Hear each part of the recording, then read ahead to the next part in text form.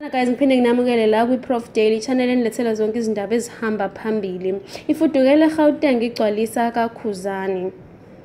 Uthuthela isifundazweni iGauteng umcimbi kaKhuzani okugcwalisa inkundla yezemidlalo ngabalandeli. Umthombo othembekile owazi kahle ngangomcimbi ubutshuzele isolezwe ngesonto ukuthi uKhuzani nethimba lakhe baphansi phezulu bahlela ukuthi amabhinqa ayogcwalisa inkundla engakadalulwa eGoli. Umcimbi uhlelwa ngaphansi kwenhlangano kaKhuzani Indlamlenze Development Foundation.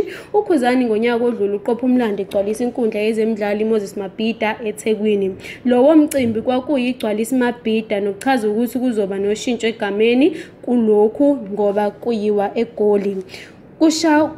Kwashaywa ingoma kwaze kwasa ekuseni amabhinqa ezitika ngamaciko ayesine dedelana.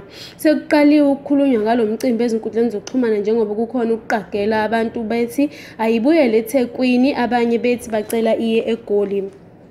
Yinto esaqinisekisiwe ukuthi kuyiwa eGoli kodwa kusaliwa nendaba yokuqoka inkundla futhi nayo izophuthula maduze. Uzozwa maduze sebemezela ukuthi umcimbi ushintsha isifunda. Abantu balokhu beqagela besho ukuthi umcimbi awushintsha, abanye bathi awuhlala eThekwini bawujahe kabi, kusho yena lo mthombo. uKhuzani ethi uvelo wakhuza wababaze wayihleka intatheli wathi akazi ngaloko okushiwoyo.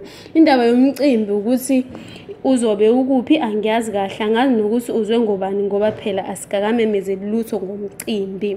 Abantu kufanele balinde bayokwaziswa ngokusemthethweni ukuthi athina amalungiselelo. Siyabonga ukuseseka emcimbini odlule eThekwini, bangadinwa njalo baseseke nakokunye, kusho yena uKhuzani. So umcimbi igcwalisa iMabhida uzothuthela eGoli. So amabhinqa nje azogcwala eGoli ngokomthombo lo othembekile obhutshuzela isolezwe. Guys, so sizohlala silindile kuma social medias ukuthi kwenzakalani. I'm out.